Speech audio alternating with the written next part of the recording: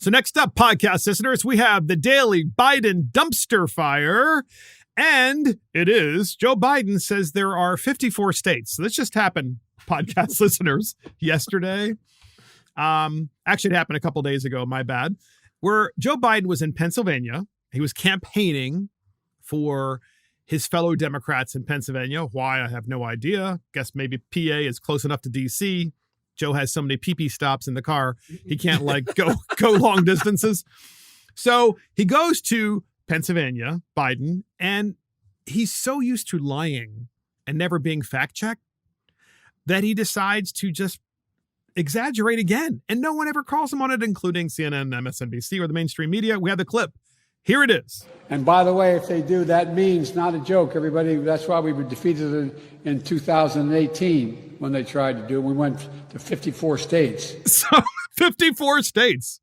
So that was Biden. He's in PA going, yeah, I mean, when campaigned the last time and did really well because we went to 54 states. Matt. Well, you got to give him a break, Mark. I mean, nobody knew George Washington and Thomas Jefferson better as children than Joe Biden. So he's been around a long time. And yeah. So to get this. So we're going to do this from time to time. What would Twitter say, the new Twitter? So the Elon Musk Twitter today, since he owns Twitter and Twitter has been freed, the bird has been freed. They would fact check it? Do they fact check this? Do they actually allow this to be put out there on Twitter without being algorithmed out so that only like 5 people see it? Or will everyone have an opportunity to see that the president is kind of a liar and maybe like losing his mind, but he's always stretched the truth. And I think that would be important for the American people to know and to see. What would the old Twitter do? The old Twitter, like I said, would have 300 bots right behind it defending that statement. Yeah. Saying he didn't, that's not what he meant. What he meant was like next year, we're going to have DC and Puerto Rico, Guam. And the probably funny, the Ukraine at this point. The funny, Matt, the funny thing about this, podcast listeners, the funny thing about this, Biden saying 54 states, is that he was campaigning for Fetterman, a.k.a. Shrek, who's running for United States Senate in Pennsylvania. And so you've got Biden, 54 states, and then you have Shrek, who says this during his debate. You have that clip? As lieutenant governor, you're running for a seat that could decide the balance of power in Washington. What qualifies you to be a U.S. senator? You have 60 seconds. Hi. Good night, everybody.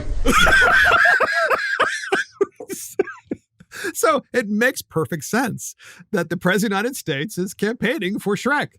First of all, I don't like calling him Shrek because Shrek was a hell of a lot more articulate than this guy. This is true. I tell you, I don't think Fetterman could pass NFL concussion protocol.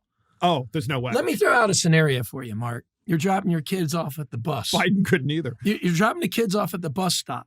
The bus rolls up and John Fetterman's driving the bus. Do you put your kids on the bus? Well, I don't know. So we were talking about this earlier, podcast listeners. When you hear Fetterman, and he does look like Shrek, especially from the side when they show how big the big bulge is on the back of his neck. Fetterman, John Fetterman, reminds me of Frankenstein on Young Frankenstein. Remember that movie, Young Frankenstein, podcast listeners? If you haven't seen it, you must see it.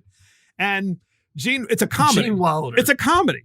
And so Gene Wilder, he's the mad scientist who creates Frankenstein. And everybody in the community, of course, is afraid of Frankenstein. But this Frankenstein's actually a nice guy.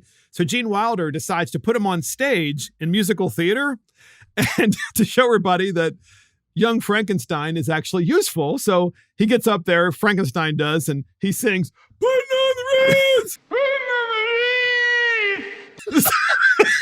And that's Fetterman. Let's hear Fetterman again. One more time. As lieutenant governor, you're running for a seat that could decide the balance of power in Washington.